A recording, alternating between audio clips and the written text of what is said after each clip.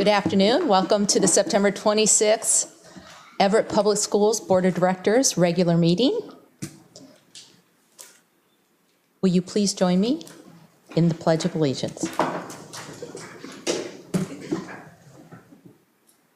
I pledge allegiance to the flag of the United States of America and to the republic for which it stands, one nation, under God, indivisible, with liberty and justice for all. Thank you. Will the Secretary please call the roll? President Mason. Present. Vice President Andrews. Director Lassane. Present. Director Mitchell. Director Wenta. Present. Student Representative Parikh. Present. Student Representative Pollock. Present. Thank you. Our first order of business is the adoption of the agenda.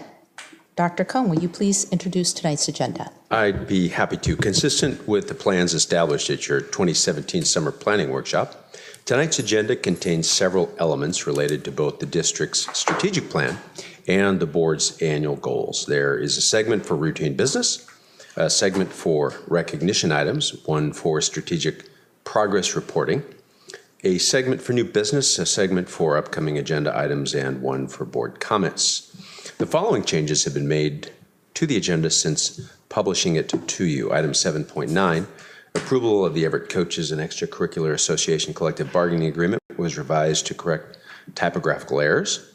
Item 7.13, approval of interlocal agreement for the Memorial Stadium Baseball Field Improvement Project was adjusted so that an agreement from Snohomish County with a slightly different layout could be included and was uploaded. Item 8.1, the superintendent's report may be updated during the meeting as is customary for regular meetings. The board may elect to change the order of business by a majority vote of the members. Please note this is not the point in your agenda to request items to be removed from the consent agenda. In all other respects, the agenda is as it was published to you, and we ask your approval thereof. Thank you. Is there a motion to approve the agenda as amended? So moved. And second? Second. It has been moved by Director Wenta and seconded by Director Lassane to adopt the agenda. Is there any discussion? Hearing none, we'll move to a vote. All those in favor? Aye. Aye. All those opposed? No. The motion carries. Which takes us to recognition. Item 5.1 is recognition of new administrative staff. This evening, Joyce Stewart is going to introduce to you Annette Sternberg, who has been selected and is now serving as the Lowell Elementary School Assistant Principal. Dr. Stewart. Good evening. I'd like to invite Annette Sternberg to join me at the lectern, please.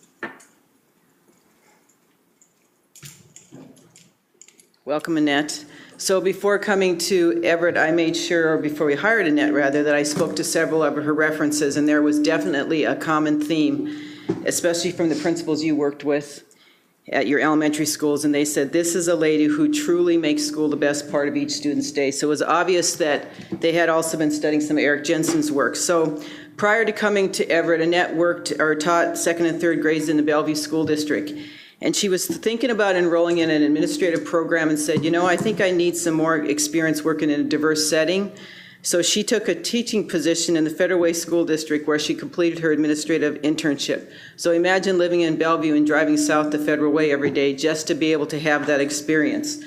So before applying for assistant principal jobs, Annette spent significant time studying district's cultures. So when I asked her why she applied in Everett School District, she immediately responded, I read that Dr. Cohn was chosen Washington State Superintendent of the Year, and she truly believes that it starts with a strong leader. She has told me that twice now, so every time I ask her, she starts with that. I said, there's got to be more, Annette. So anyway, she says, in addition, she said, I saw the districts, and you can tell again, she's just really passionate about English learners. And she saw the district's English learners graduation rates, and she said, I just said to myself, this is the place. And then she said, I continue to read, looking at the strategic plan and the special emphasis on equity, removing barriers for students so that they can meet their aspirations and goals. So she just wanted to do everything possible to be able to work in Everett. So then on a personal note, I asked Annette to really tell me, what does a perfect weekend day look like? Because we want to make sure you have balance in your life. And she said I'd get up very, very early and go for a good hike, nice and long one. Then I'd ask my 2 grown children to go shopping with me, and so that I could invite them over to dinner and serve them their very favorite meal. So I hope they both agree on that, Annette. So we can tell she likes hiking and she likes cooking. So Annette, welcome to Everett Public Schools, but even more than I just want to tell you personally how fortunate you are to be able to work alongside Cindy Foster. That in itself is worth a 4-year degree. You are truly learning from the best, and we're just going to wrap you with support. And I just want to say congratulations. So if you'd like to address the board, feel free to do that. Thank you. Coming to Everett was probably one of my best decisions I've ever made. I am thrilled to be here. I am in awe at the support that the teachers and the students have. I truly love working with families who don't have a lot, and I'm able to give them the supports through resources, and that fills my soul, and that is the meaningful work. And because of that, I am forever thankful. Thank you.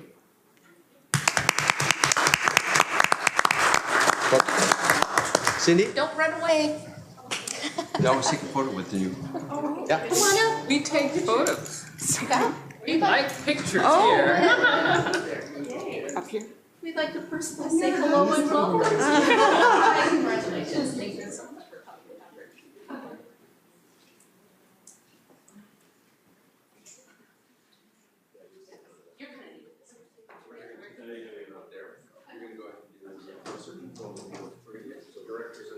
Welcome aboard. We're just. There we go.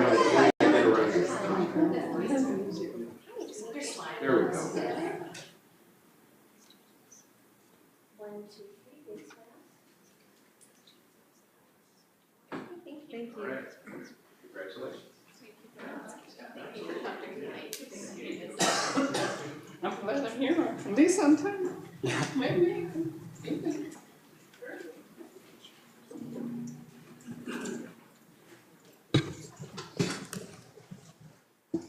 Okay, that brings us to section 6.0, public comments. The board recognizes the value of public comment on educational issues and the importance of involving members of the public in its meetings. Dr. Cohen, are there any requests for comments this evening? There are not. Okay, with that, we will move to section 7.0, the consent agenda. Dr. Cohen, will you please introduce our consent agenda this evening? Yes, the board's consent agenda includes repetitive business items. These include, for example, meeting minutes, personnel actions, expense vouchers, and recurring contracts.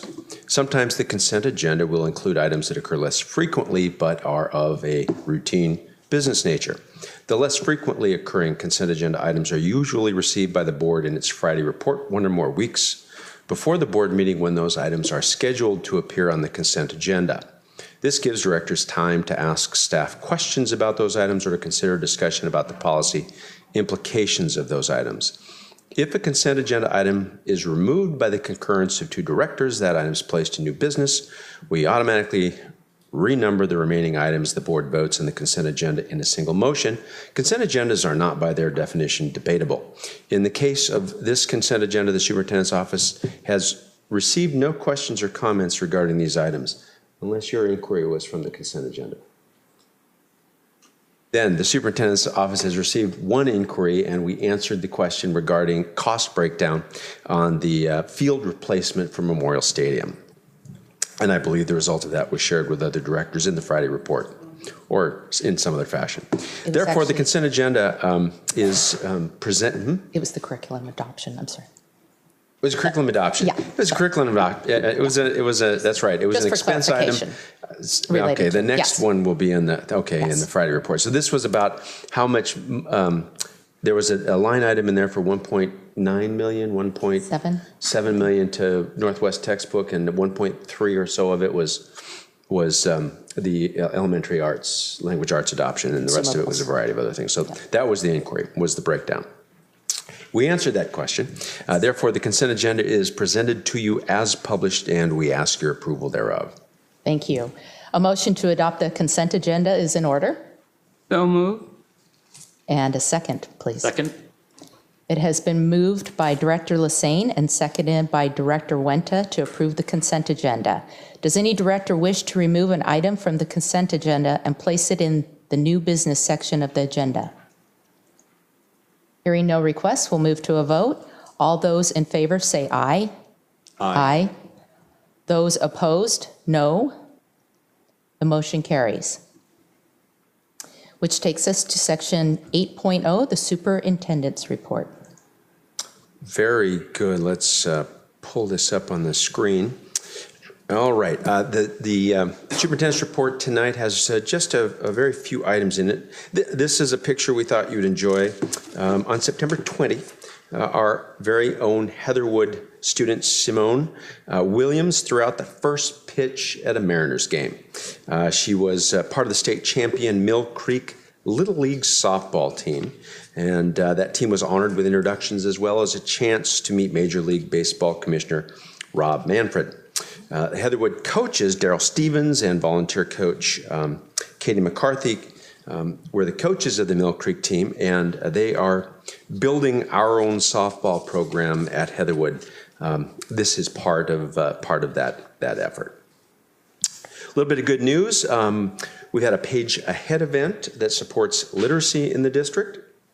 On Friday the 15th, more than 30 Boeing volunteers came to Hawthorne Elementary School as part of the school's Page Ahead event. They presented books and they read with kindergarten and first grade students. Students also got to choose a special book to take home. Yeah, the school has a Page Ahead event 2 or 3 times per year. Over the last couple of years, Page Ahead has donated over 1,000 books. This is a great example of some of our partnerships that support learning in our schools. Curriculum nights are underway. Many schools are having their annual curriculum nights and open houses. This is an important time for families to come together with staff at the school to understand the instructional materials, the district's curriculum, the classes for the year, and to receive other types of important information, and really importantly, to understand how to connect with the school, how to connect with teachers, how to connect with the principal, and understand the protocols and the communication structure so that we can handle these things very, very effectively and efficiently. This particular photo shows Eisenhower's curriculum night. Eisenhower partnered with their PTA who brought in food trucks prior to the event. And that's always, I think, a big draw. I know it is around here. Last Thursday, we conducted TPEP training for our new hires. That included their administrators. It was a team event. 92 new teachers were in attendance with their administrative partners. And we had about 150 total participants. This is part of the ongoing emphasis on quality professional development and onboarding for new staff members that we reported to you at your last meeting, and that you'll, of course, hear more about as the year unfolds, because this kind of work is ongoing in the district over time. Jackson High School is very excited. I think at least those who use the football field are very excited. The synthetic turf reached substantial completion. The high school is able to use the field. The Cascade contractor is on schedule for, at least the new schedule. Barring any weather delays, they should reach substantial completion of the fieldwork by the end of October. Related to fields and all that sort of business, tonight you approved some documents that are essential for us to be able to move forward with the field replacement at Memorial Stadium for the baseball park. In addition, Mike is examining some other safety, let's call them repairs, upgrades, renovations, small ones, that are going to be very important for ongoing safety, maintenance, and use of the field by our team and the community team and the Aqua Sox. Finally, United Way, let me say it a different way. Our early learning crew was awarded a $12,000 grant from United Way. This provides multiple opportunities during the school year for our pre-K partners and kindergarten teachers to collaborate by engaging in common learning and in shared practices. It allows them to plan together to implement STEM activities, coding activities, and strategies to create classroom environments that support social and emotional development. We are We are very, very grateful for the work that our United Way does in the community, and we're very proud that we've been able to participate with United Way in grant activities like this that especially support our youngest students. That's the superintendent's report this evening. Thank you very much. Excellent, thank you very much. Okay, with the good news, now we move to section 9.0, strategic progress monitoring. And I believe Catherine Matthews is going to walk us through some pretty interesting and exciting data. Exciting data, how's that? I think all data is exciting. It is, I know, you think that. This is good stuff, though. It is good stuff. It is good stuff. All right. Well, thank you for having me here. I'm going to be going over the 2017 Annual Student Achievement Report. And my clicker's not working. There we go.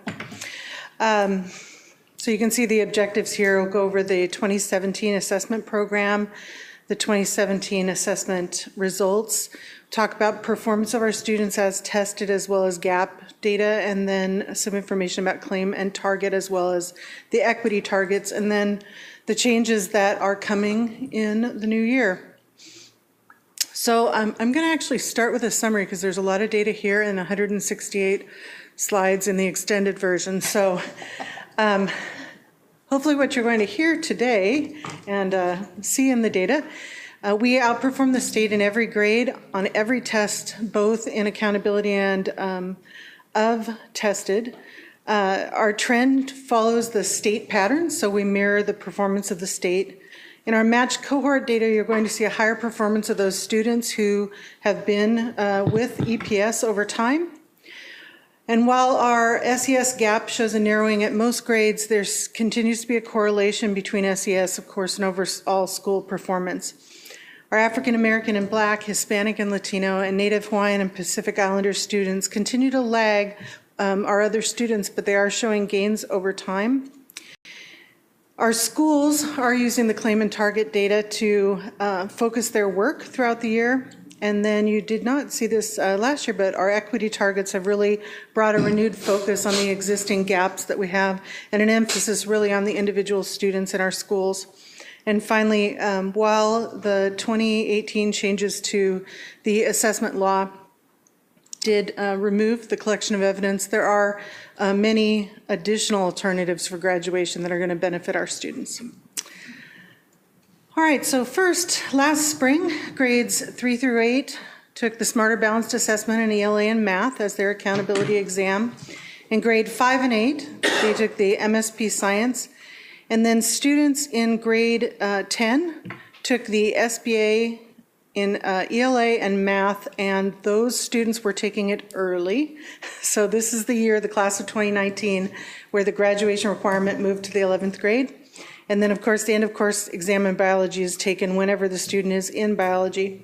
Finally, the students in grade 11 took ELA and Math if they had not already passed the college and career readiness level, and that is the class, the last class for whom the graduation exams were in 10th grade and then the accountability in 11th grade.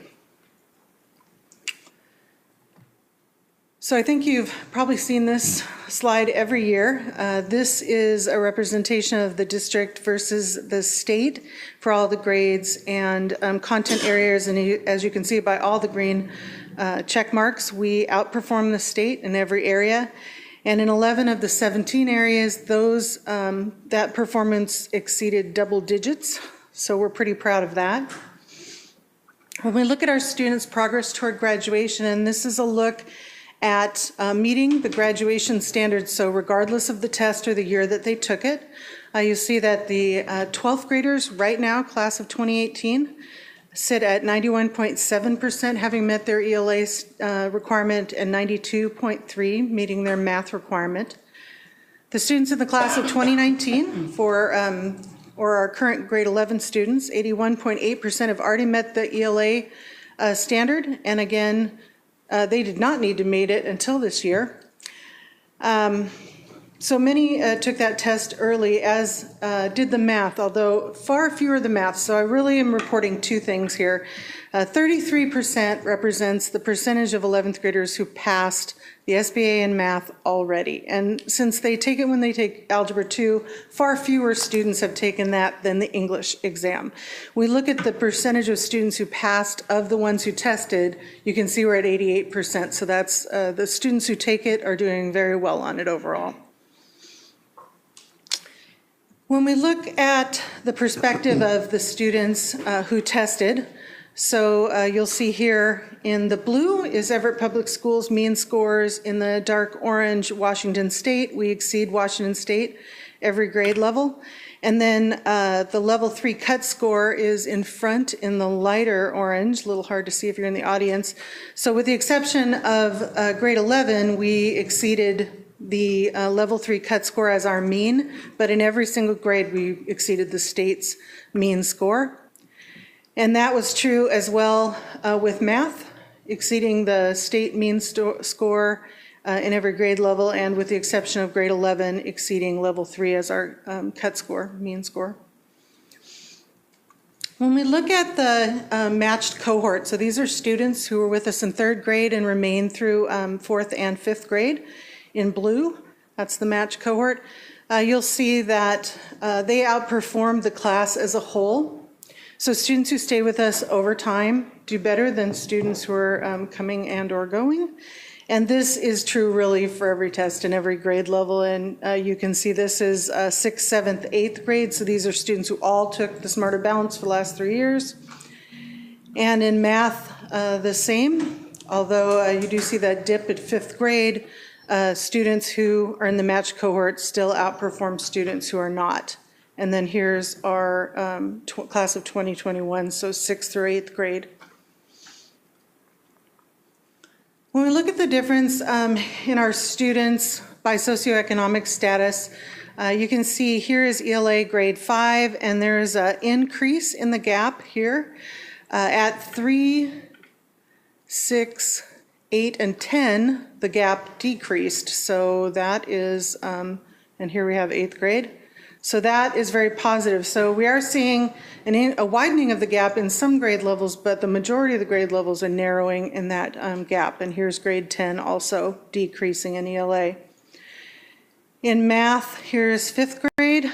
As with ELA, an increase in the gap between low and non-low income students. However, in grade 8, that gap decreases, and that is true in 4, 8, and 10. When we compare performance by gender and special program, you can see that we have increased the gap for ELL students this year in 5th grade, and also in special ed in 5th grade, and you saw low income as well. So that's a concern. And then our male-female gap here is, so males went up 0.4, and so the gap was reduced, but it was reduced because the females went down. And so we don't want to see that. We want to see gaps decline when both groups are going increasing and when the lower group is accelerating. Grade 5 in ELA for ethnicity. You can see here, I put this in blue because I couldn't decide if I was happy or not about this really.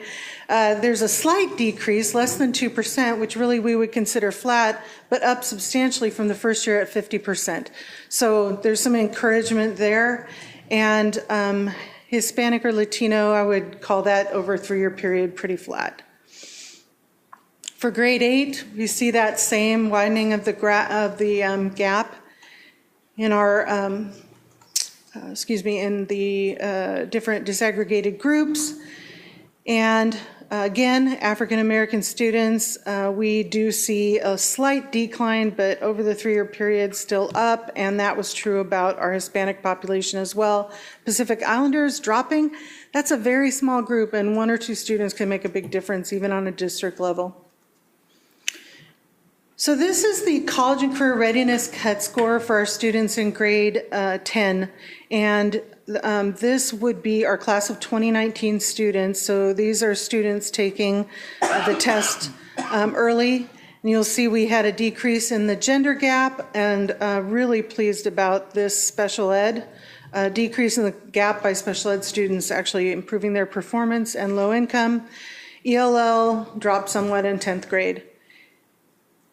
And then again, we see African American and Black students actually improving their performance over last year, still not where they were in 2015 on this metric. And then Hispanic or Latino students improving over time, with Pacific Islanders dropping slightly. The graduation cut score, so similar pattern to what we saw with the college and career readiness cut score, although the gap for ELL students is less, obviously, than with the college and career readiness cut score. And then I think even a bigger positive here is the recovery of our African American and Black students at this grade level, and the increase for Hispanic students. Pacific Islanders continue to be a concern. Doing less well in math, frankly, but we do see the gap for special ed and low income increasing. Slight narrowing. We're up 0.6 for ELL and 0.8 for non-ELL, so it's a 0.2 increase. We would call that flat. And then you see African American or Black students increasing over a 3-year period, which is positive but still lagging, and that's a concern. And the same is true about our Hispanic population. At 8th grade, a similar pattern with an increasing gap for special ed and for ELL, although both groups did go up somewhat. And then, ELL, the gap decreased with the ELL population increasing, as did low income. And then here we have the same pattern, increasing for African American and Hispanic students, but still lagging at 8th grade, and our Pacific Islanders as well. Math for 11th grade, so this is the class of 2018. And this class had a different graduation exam. So this is the Smarter Balanced, and it reflects the accountability, basically accountability score. So it's not surprising that our percentages are quite low. And I'd like to say we expect a big increase for the class of 2019. And you're going to hear in just a moment about the changes to the year of testing that might mask that improvement. So you see our African American students declining here, and our Hispanic students declining slightly within 2%. So this is our levels chart, and this shows the percentage of students meeting level 1, 2, 3, and 4. Blue is the level 4 and green level 2. And it is in order top to bottom, from lowest free and reduced lunch rate to highest. And so you can see that this generally follows a pattern of decreasing percentage of students in level 3 and 4 by socioeconomic status. And that pattern, with the exception of a little outlier there at Eisenhower, is true at 8th grade. And keeping in mind that Cascade and Everett High for this grade level, very close in SES, similar pattern at 10th grade. At math, it's a little less clear. There's some sort of jagged edges there where some groups are lower than their SES would predict and others higher. And that pattern is really not seen by the middle level. This is grade 8, a decreasing performance by increasing SES at 8th grade. So this is our claim level data, and I'm really only going to show you one slide. This is grade 5, and this is just a reminder that while we have the overall performance that our schools look at, our schools dig much deeper, and one of the things that they dig deeply into is their claim level data. And so the percentage of students over time who are at or above standard in each of the claim areas is an important piece.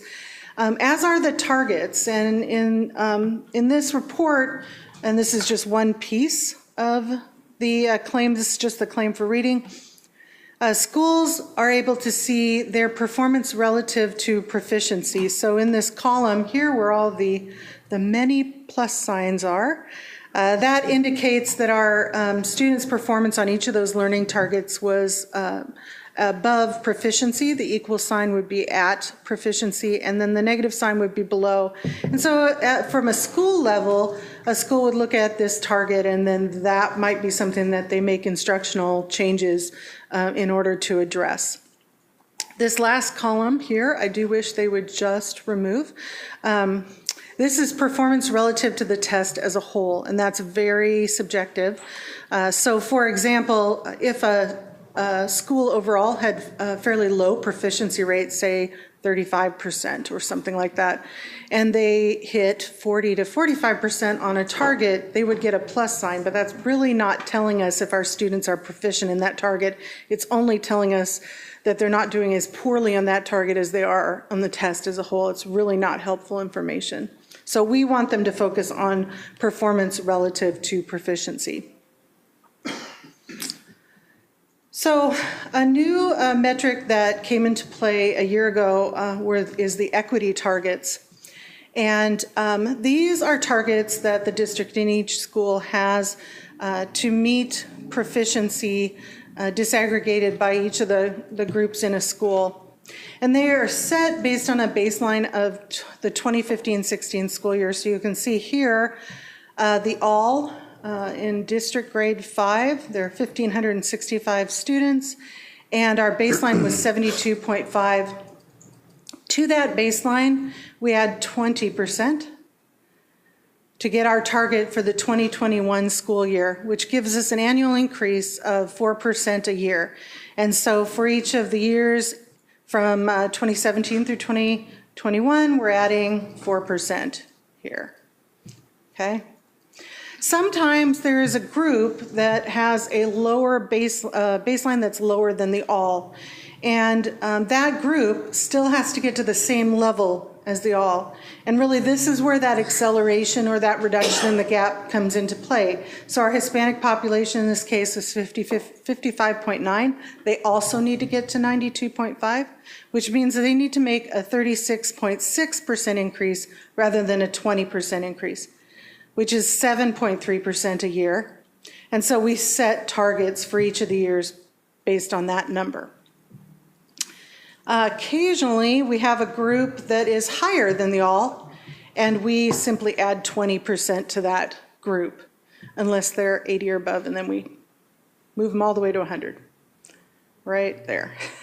All right. So this year's actual was 70.9, and you can see that the target for all was 76.5. So this year, the all for 5th grade was 5.6 behind.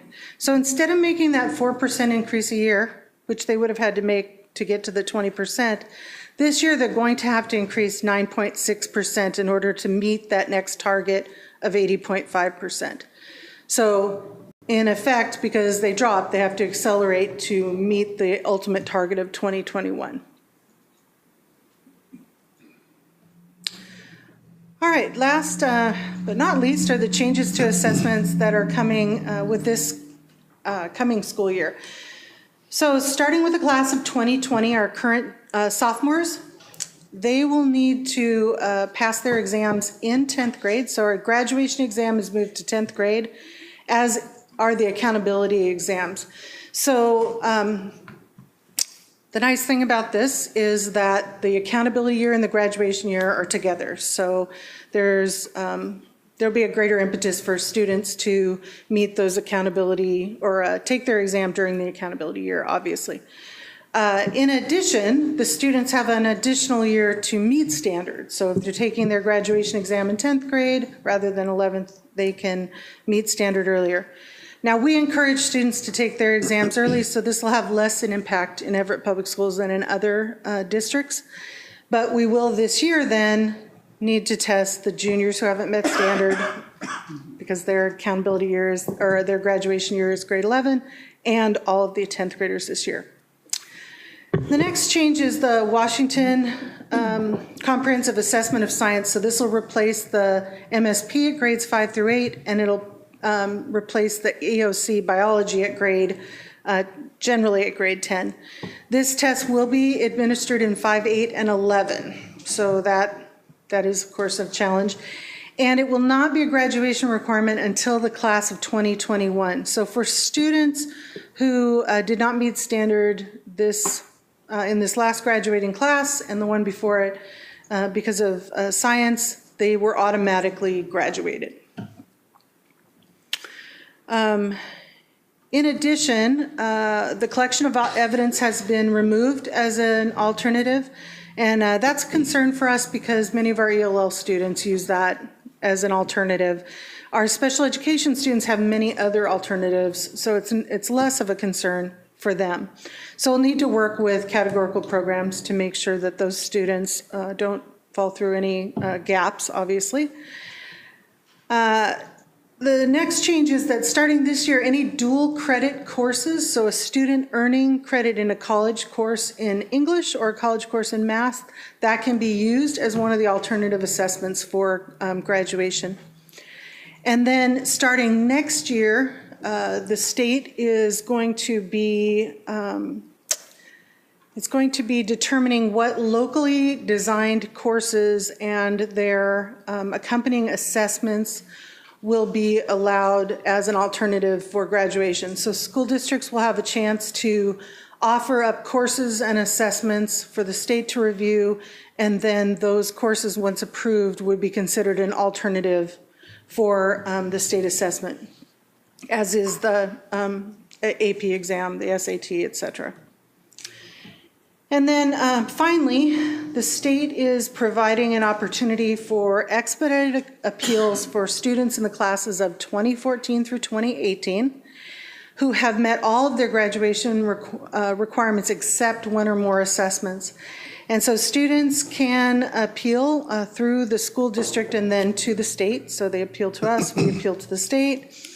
If they demonstrate skills and knowledge that are commensurate with having passed the exam and earning a diploma. So completing a college course in the content area, admissions to a college or career preparation program, enlistment in the military, the award of a higher education scholarship. And then there's an other category, and we don't really know what people will offer, but if we have parents or students who want to offer other evidence that they should graduate, then they would be able to appeal as well. Students in class of 2018, so this year's seniors, they have to have sat through the test and one alternative before they're eligible for this. Everyone else, it's an automatic entrance to that appeal process. Keeping in mind that we have a very high graduation rate, so there are very few students in our district that'll really benefit from this, but we are working to identify those students and get them through the process. All right. So just to reiterate what I said in the beginning, we have outperformed the state at every grade level and test, both by accountability standards and the of-tested standard. The trends in our performance really mirror the state performance overall, where they increased, we increased, where they were flat or declined, we did as well. Our match cohort data shows that students who stay in our system longer do better. They perform better. And while our SES gap shows narrowing at most grades, there is a continuation of this correlation between overall performance and SES at the school level. And our African American and Black, Hispanic or Latino, and Native Hawaiian or Pacific Islander students continue to lag other groups, although they are showing gains over time in several areas. Schools are continuing to use claim and target data to focus their work with their students, and then their work is also, I think, significantly focused on individual students through our work with the equity targets. Well, thank you. You did an excellent job of getting through all that data in that short of time. Quite impressed.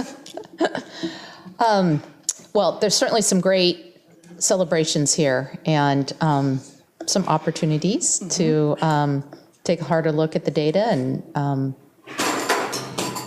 tackle those challenges. So with that, I am going to open it up to questions from directors or student representatives. Would you like to kick it off, Druvik? Yeah, sure. So you talked about the equity targets and how they're projected for the 5-year period. So I was wondering, is the baseline recalculated every year, or is it kept for the entire 5-year cycle? No, the baseline is kept for the 5-year cycle, and that's really to avoid sort of a moving target for schools. We want schools to know what they need to do over time. Good question. Thank you.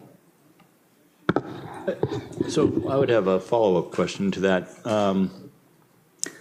My understanding, and please correct me if I'm wrong, when we set the equity target, I mean, we put this in the superintendent's performance standards. We said this is kind of the next iteration, next generation of where we want to be.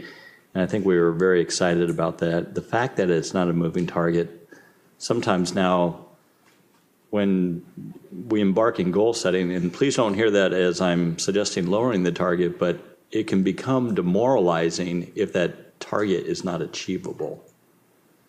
And so I would just be curious as what have been the conversations around achieving this over a 5-year period of time?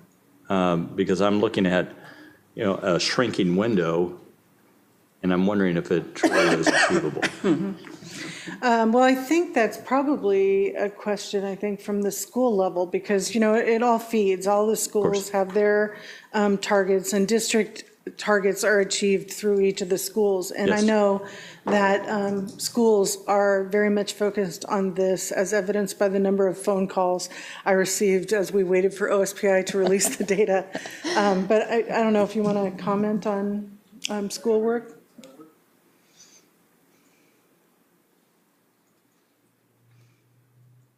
I don't doubt that it's our work. I don't question that, and I think it's great to have targets.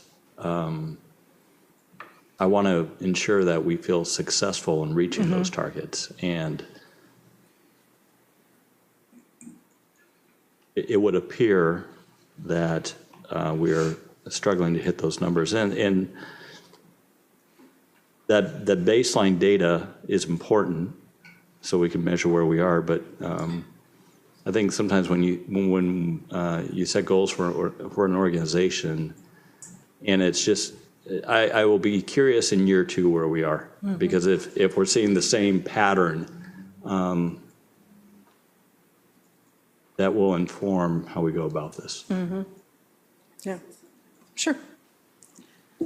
So I understand why you're asking that question, and what this did is a number of years ago when we had targets, we had a great emphasis on those targets and we started that work. Yes. And then we switched to the standards, a new assessment. There weren't those clear targets, so I believe we backed off from that work. And so we had to restart that. Yes. And we had a lot of conversation and believe this is the best way to restart that. And it's really it's called everyone to action as to this is our work and we need to pay close attention to this. So what principals have done is they're using the same strategies we're using now with our graduation, with on-time graduation strategies to address this work. So there is concern about this, the same concern that you're asking the principals have, but we have to take this on because we're seeing the impact of not addressing this to the level that we should. Yeah, and please don't hear my comments as that we don't address it. I don't think we want to back away from the target. It'll be interesting to see year 2 of this report. And I have a related question to the conversation, if I may. Does every school have identical targets, even though every school has unidentical populations? So the same formula is used for every school. So if we have, let's say we have a school that is primarily low income where they have lagged over schools that maybe are a high income school, they still have that all plus 20. Okay, I understand. But it's a more realistic. But it starts where their students are and then adds the 20. Okay, Exactly. Thank you. Yeah. You might want to add to that question. When schools take a dip of 15%, do they get to reset and start there 15% below where they performed the previous year in a particular grade level in a particular subject? No. No, there's no reset. It's the same target that they are given from 2016. Would we want them to reset at the lower level?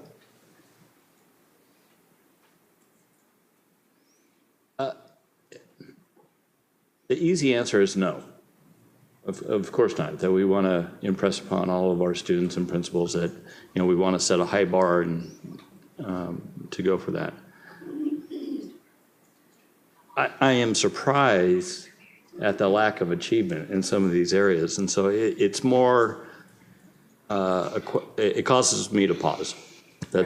And I think it's 1 year of data, and it'll be interesting to see where we are in year 2. I think one of the things to keep in mind, and you saw this last week when you were with Mr. Lobdell, our performance mirrored the state, and in many grade levels and many schools, that means that we did have a dip just as the state had a dip. When they had a 4th grade dip, so did we in many, many ways. So that's not to excuse, but I think that this was an unusual year statewide for assessment scores. I think I have the same concern that Director Winter has, and I'm very happy that even our student rep saw an issue with the baseline and was asking the question about reestablishing the baseline every year or what, because I look at the targets that we've set for ourselves and I wonder how realistic they are, because I don't want to have it to be demoralizing to a school, to a student, to a class, to a group.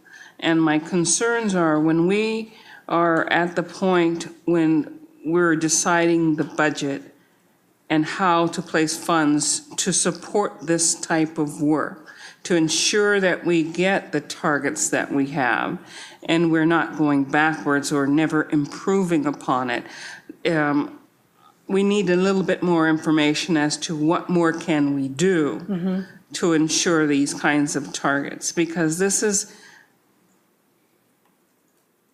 you get to a point where you wonder, are you doing the right thing by establishing targets that may not be realistic and we can't achieve?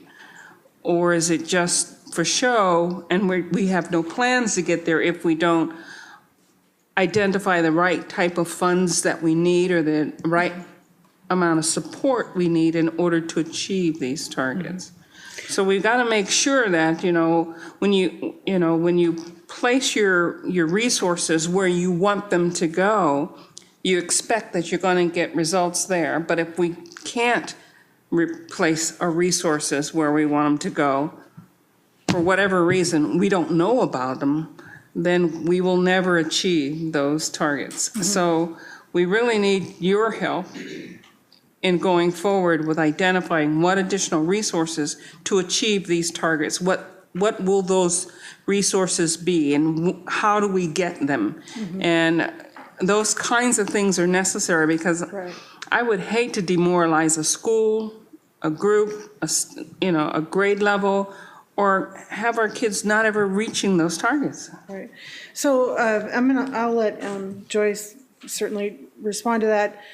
I do want to put something a little bit in perspective. So if we look, for example, here at our Native Hawaiian Pacific Islanders, there's 21 students and 17.7 met the baseline. So a percent, so if you think of this in terms of individual students, 3/4, so 15, 16 kids didn't meet standard. And we're really asking for an increase of 15%. So that if you put that into perspective of that those 15 students getting to 92% over time, we're not talking about a lot of students, particularly since we're talking about 17 schools. So if every student can focus on that population, we can achieve that, I think. We can. So I think both directors summarized how we felt when we saw this data. We paused, and then we looked at it though and we said, this data inform our work. So what we've looked at, for example, is we have struggled with predictor data, and you've seen this in the saucers last year.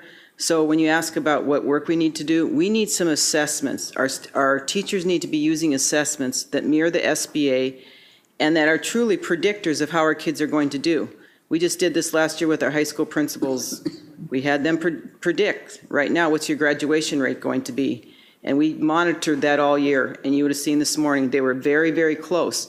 So we know, and we've been asking for this, we have to have assessments that mirror the SBA, and that's what Peter's team has been working on, and we've been getting what I think are richer assessments. They mirror the SBA, and it's going to help our teachers be able to get closer to meeting these standards. And I'm really glad Catherine brought up that what we didn't put on here and we talked about putting on here that wouldn't have been so discouraging, when you see the number, so when you see an 8th grade class that it might say this percent and it's actually 5 or 6 students, then you say, you know what, a huge 8th grade class like this and we just need to get 5 students, we can do this. But when you see the percentages, it does look more discouraging. But I do think we need to show you just the numbers because the schools were just working on this, in fact, this week. So it's more realistic when you see the number of students, but it's all about, this informs our work, and if we don't address it, then we're never going to get better at what we need to do.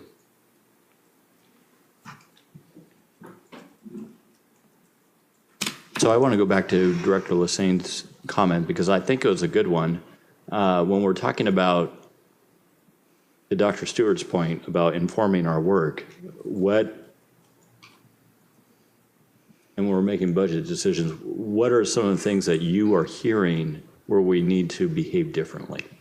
Well, I'd suggest that that comes up in the saucer process, which is why we engage you in saucers and a summary of all of the items that the schools are presenting to us, plus our analysis, plus Greg's analysis, which is when we present you based on the 3 filters that we describe in our budget process where we think we should be putting resources. That's why the whole process is set up on an annual basis. Understood. You're essentially asking a question at this point in the process when Catherine's reviewing some drill down data about what we did that brought you all the way up through the budget setting process when we asked you to make decisions on financial priorities, staffing priorities, and a variety of other things driven by the whole process during the course of last year. Yes. Yeah, no, I understand. You wanting to revisit that now? No, I'm more curious to say, okay, based on what we know as of today, what are the conversations that we're hearing that could inform the next process? Okay, I can give you one example. Yeah. Just happened when a large middle school analyzed this data. They looked at all their math students and they looked at the subgroups and they said, we were monitoring this last year and they saw that many of the students who didn't meet standard and were in these groups are students who are not attending schools. So they're using their resources this year to have someone go out and do home visits with many of these different subgroups. And they have hired, they've put a lot of attention into who they hired to go do that. So right there is just one example. The assessments, we know focus on assessments, the work we're doing with our kids in transition, and then just attendance overall is a big issue, and many of the students live in these subgroups who are not attending our schools. So there would be an example where extra resources are going into that area to address that. Thank you. And I'd like to ask another follow-up question. Dr. Stewart had mentioned about more assessments that are aligned to the SBA in terms of helping inform the progress along the way. And what is our confidence level that the SBA is well aligned and a strong instrument of measuring against the standards? Because I kind of hear different things sometimes in terms of confusing questions and are they tweaking it and is it getting better the longer it lives in our state, or what are your thoughts on that? Well, I think it's absolutely aligned and it's a very strong assessment. I think the piece that we are working to align, and we're doing it through the interim assessment blocks, is our teachers' understanding of how the Common Core State Standards targets are manifested on the test. Okay. So I was just out at a middle school this week. We were looking at the students' IABs, the interim assessment block scores, and specifically the questions, and now teachers can drill down from that question to the target and then see the model or the stems that are used in the target. So how is the target manifested on the test? And they'll use that information then to design learning experiences in the classroom. So it's really, to me, more about our better knowledge of the assessments and how they're designed and how we're using that in the classroom to inform our instruction. And that's really the next piece of work that has to happen. Yeah, thank you. Director Andrews, do you have any questions? Do we have as board members, do we have the ability to look at a test? An example, A summative yeah. test, no, but the practice test, No, I yeah. meant the SBA. Do we have it?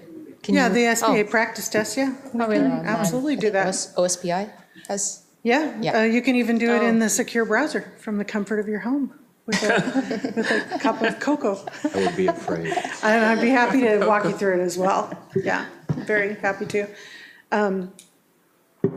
Yeah, I can show you the resources that staff have access to that helps them to understand better the standards and how to help students to be more successful on the assessment. And it can be very simple things such as the structure of how we ask questions in the classroom.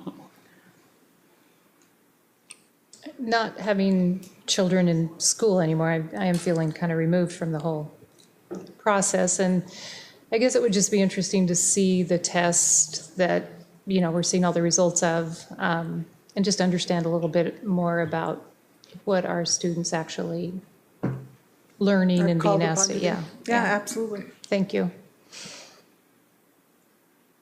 And Representative Pollock, do you have any questions or observations?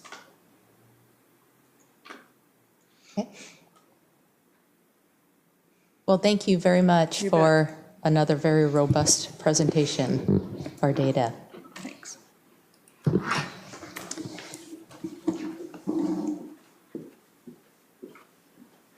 Okay, we now move on to section 10.0, information discussion. And this evening, we do not have any information or discussion topics, which takes us to 11.0, our second public comment period.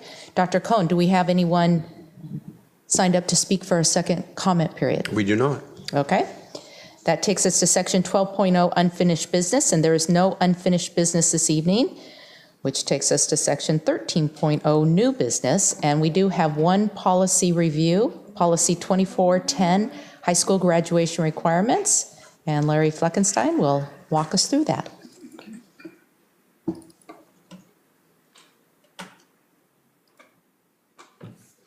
Well, good evening. Earlier this evening, Dr. Matthews shared with you the assessment changes that are new to our state for this school year. The proposed revisions to Board Policy 2410, high school graduation requirements, reflect the changes made to state graduation in regards to engrossed substitute House Bill 2224. Based on the changes to graduation requirements in that bill, the following updates to board policy are proposed. Elimination of the science end of course exam in biology as a graduation requirement for the classes of 2017, 18, 19, and 20. Update to the state science assessment requirement for the class of 2021 from the state science end of course exam in biology to the new high school Washington Comprehensive Assessment of Science. And remove the graduation requirements for the classes of 2011 through 2014 from the policy, as students in those graduating classes have now reached the age of 21 or older. The proposed revisions tonight have been reviewed by the superintendent's cabinet prior to your meeting. Thank you. Directors, do you have any questions regarding updates to graduation requirements? I have one, but I probably should have asked this question before. But since the collection of evidence has now been removed by law as a graduation alternative to, completion of a requirement, can you give us any background as to why that was removed? Personally, I can't speak to what the legislators' intent was when they wrote the changes. Catherine, why don't you come up and help Larry before I give the answer that is on the tip of my tongue? It was a cost-saving measure. It was a, But how does that affect their It students was as a cost-saving? well, I think it's a measure? terrible effect. I think it's a terrible result. It took away an option for kids to get across the bar that was funded by the state, that was a last resort for a number of youngsters. And I think, part of the answer was providing the state superintendent of public instruction the ability to waive, in certain circumstances, those requirements. It's not like they didn't hear our concerns, but I think they cut 30 million. I don't know the It was exact. a lot. It was a lot of. It costs a lot. 20 million. I don't know. It was a lot of money to staff those individually packaged and personally scored items for students. And in a number of cases, there was evidence or anecdotal reporting at the state board level and to the governor's office that that they weren't very reliable, they weren't very valuable, they weren't very valid, they were not as good as. And I would suggest that the conversation in the district here was that while we would have rather had some other methods, we relied on those for a lot of youngsters who needed that very, very personal, customized approach to demonstrating they were able to meet the standards. I think we mixed feelings about the thing. So, Catherine, do you want to add any more? Other than it does primarily impact our ELL students. There's no grounds for appeal or, if anything, from Well, districts? there are. Legislative. Yeah, there is now an appeal process that I think maybe one of our students was able to take advantage of in the past. You may recall the legislature, in passing that law, provided that we go back several years for students who weren't able to graduate because of Biology. Really? Yeah, we said, well, the biology, it was, my recollection was there was a little bit broader than that. But not very broadly used in our district because of the significant work we do to get kids over the bar, by the 4th and 5th year. So I think this was largely a cost-saving measure on the state's part. And they tried to provide, I think, another avenue. And there's some of us who don't feel that was a really good move. But that's what we've got to work with. There's no appeal process for us. There isn't. Other than individual. There. For the program as a whole, there's no appeal process. The appeal process that was set up was based on a certain set of criteria, and individual students, if they meet that criteria, you can submit them to OSPI for appeal.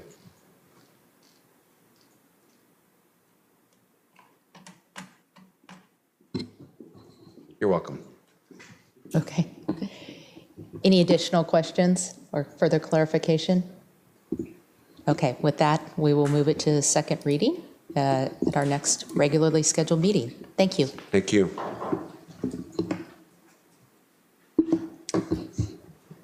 Okay, now section 14.0, we look at our upcoming agenda items. Item 14.1 is your special meeting scheduled for October 3. It is a study session, and you are going to be immersed, and I mean immersed, with breathing tubes above the surface, in a balanced math model. We've received a dry run in the cabinet, and dry run, immersed, probably not the best metaphors. Anyway, we've gone through it in the cabinet, and I'll tell you that you're going to really appreciate the analysis and the work that the staff has done to help you understand where we're going, particularly at the middle school with respect to the math curriculum, math instruction, why we're going through a math adoption process again this year. And I think to some degree it partially answers the question you're asking, what is it that we're finding that we need to do differently? And this is one of those areas. Item number 14.2 is your regular meeting in October, your first regular meeting in October, the 10th of October. You receive an integrated technology plan update, and I will tell you that we've reviewed that in cabinet as well, and I'm looking forward to it, and I think you'll very much enjoy and appreciate it. Brian and his team have been working very hard, not only to give you a sense of what's happening within the implementation of the integrated technology plan, but where we are with respect to the key benchmarks that we've talked about, provide you some evidence and some artifacts. with respect to some of the higher profile aspects of the plan implementation, and some testimony from students and teachers, as I think probably has been shared with you through email in a couple of instances where folks have commented on the one-to-one implementation. You'll see for a second reading the high school graduation requirements, and then we plan to bring you 4 policies, 3221, 3415, 3419, 3420, for revision. As I recall, Larry, 2 of those are actually expected to be repeals, where we expect to delete the policies because the content's been integrated elsewhere and we don't need those anymore. So I've always felt that the legislature ought to, delete 2 laws for every law they pass, but I haven't seen a move in that direction, but we're going to take a swing at that. You've got a few general operating business items, and you'll probably see some more in your consent agenda. You've got some grants, and scratch that item on unlimited tax general obligation bonds. You've got architect selection and some other items that will load into your consent agenda as a result of them sort of becoming ripe at that meeting. You will also, I think at that meeting, potentially spend a little bit of either closed session or executive session time, depending on which topic is ripe at the moment. So I want to sort of raise your attention to that possibility as well. That was which meeting? Sorry. October 10. The 10, okay. There's an item that I meant to place in there as well. We are agreeing to, help me if I don't describe this correctly, we are agreeing to be a signatory on a letter of support and an agreement in support of the housing grant that the city housing authority is going to apply for. That will, as we understand it, help our homeless students with additional housing. And it's part of the city's overall approach to changing its support mechanisms and what I would call layering of support for homeless people within the city. We have agreed as a part of that to provide a venue for people to comment, whether they will or not, which they can use the public comment period for. And that's it. That's sort of a new item that's popped up in the last week or so. And we discussed it at some length in cabinet and feel that it's worth our asking you to add that to your agenda and to accept whatever public comment happens to occur that may be focused on public housing as compared to educational programs. We think it's good for students based on what, support for especially homeless students, based on what we've seen. So those are your agendas upcoming. Okay, a lot to look forward to.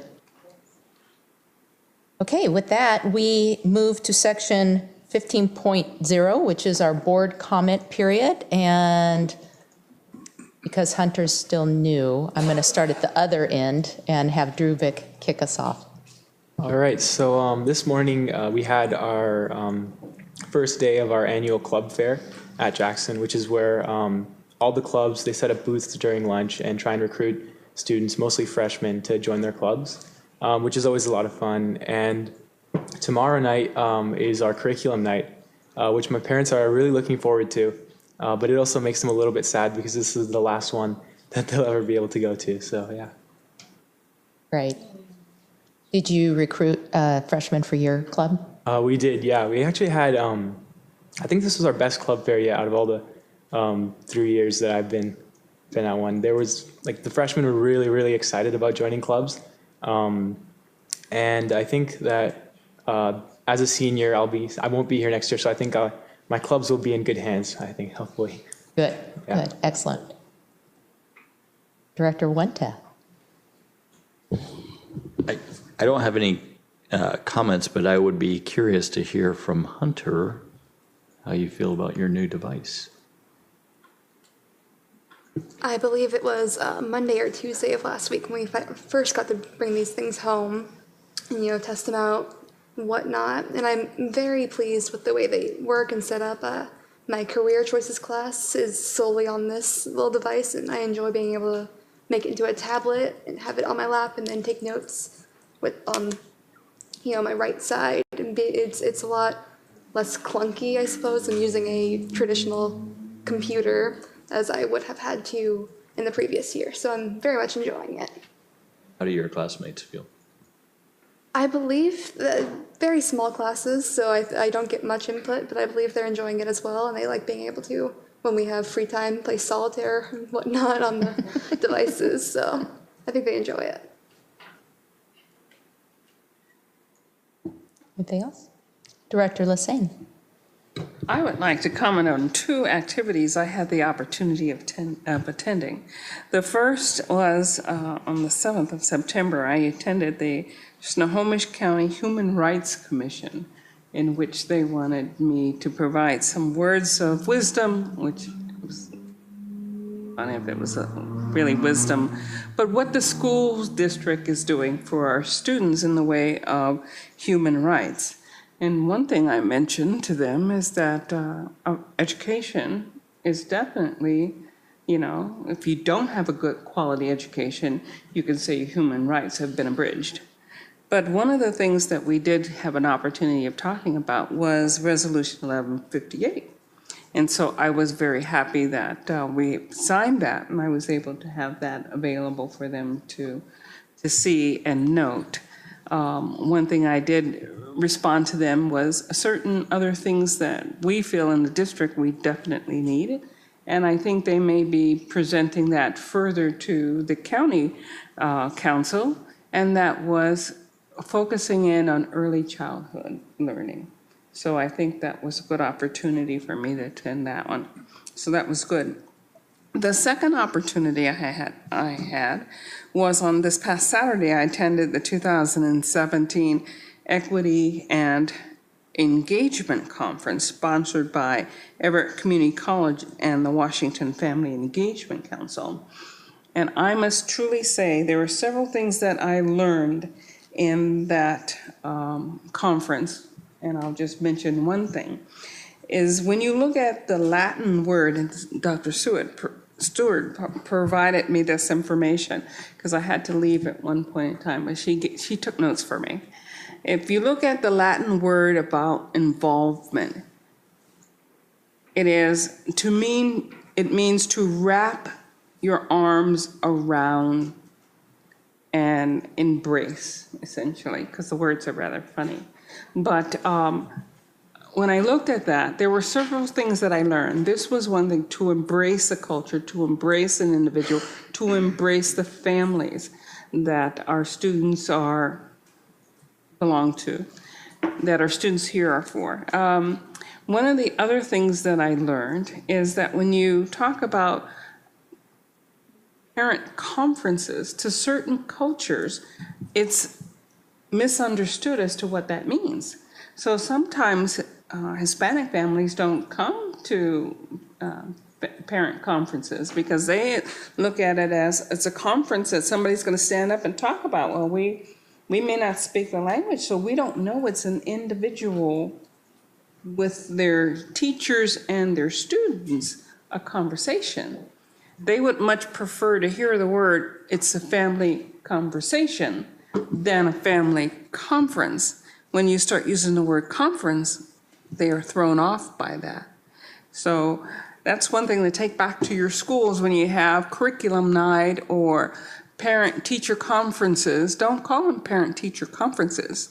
Call them parent-teacher conversations or something other than conference, because most of them may not attend because they don't know what that's all about, especially in the primary schools when this is their first time that they've been engaged with things happening on the school campuses. So it's all about educating the parents as to what things are about. One of the other things that I did also learn is that family engagements really are what's important when you start talking about equitable learning environments. Because if you can engage the families and you put a lot of resources in that avenue, that, family engagement at an early level, you tend to have students who will do so much better when you start involving the parents in their education. And it's very important that we continue to work toward increasing the amount of family engagements that we are doing, not decreasing them. So that's important. And one thing I am very happy about, last year we had the opportunity to do family engagement for African American, Russian, Latinos, and Russian Ukrainian. We need to continue that with the other larger populations we have. And instead of calling them conferences, call them conversations. Good things that I learned this weekend. Thank you. I'll just share something following up to your question, Director Wenta. And that is, it was shortly after our board retreat that we were having a family dinner, and my grandniece attends Everett High School. And I was really energized by Jeff Utek's comments and his description about students getting devices, and how he talked about how you'll see such a range of emotions and responses to getting the device. And so I was sharing that with her, and she goes to Everett High, and I said, are you excited about getting a device? And she said, no, I don't really want one. She goes, I love having a book in my hands. And I was just shocked because I never considered that response. So I thanked her for that, because it brought a whole new perspective, that there are some students who may not want to make that transition. But I'm very anxious to speak with her and see, a few weeks down the road how she's feeling about it. So it was a real insight, yeah.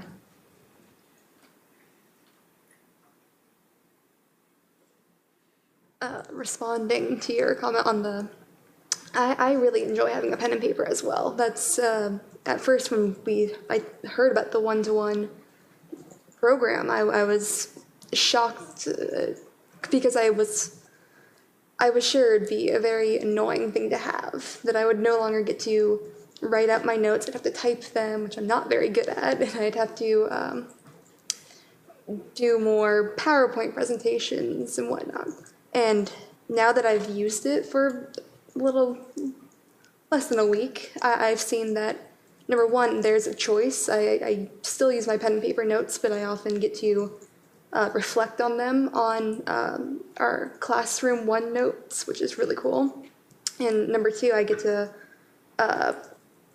see more in-depth things. So rather than hearing a presentation about World War I, like I am in history, I got to travel all around Wikipedia and find my own information and share it with the class. And it's a very personalized approach to learning, and I really enjoy that. So I'm excited to hear how she feels about it now as well, because it changes. Good. Yeah.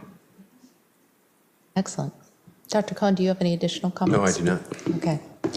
Well, I appreciate those comments that you just made, and I think ideally the idea is that you get it all now.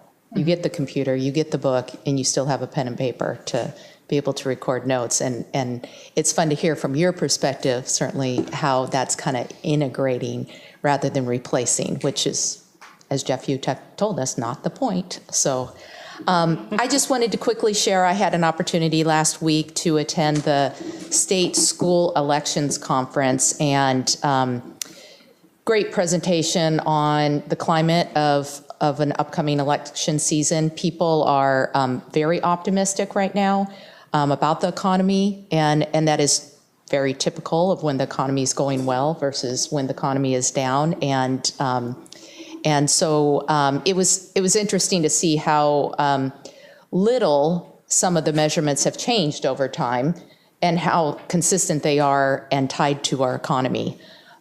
So anyhow, just some great information that I'll share as we move into our potential election season here, as we look forward to on October 17th doing a more in-depth analysis, and hopefully I can help bring some of that information to the table at our special meeting over the capacity and bond planning. And then I'm really looking forward also to our special session coming up October 3rd, the delving into the math curriculum and changes that are needed there. It's very interesting when you look at the state data. It's great celebrations looking at Everett public schools and our numbers and double-digit gains over the state. But when you look at the state at 50-some%, there's a lot of work to be done in our district and across the whole state. And I have a feeling that's probably a national trend as well. So yeah, when 50% of, just over 50% of students are being able to reach that benchmark, yeah, there's an opportunity there. So we'll certainly learn more about that. So with that, I think I would ask that you adjourn as you typically do, and then we'll take our signature items, and I'd like to do a brief closed session with you in the conference room. okay, with that,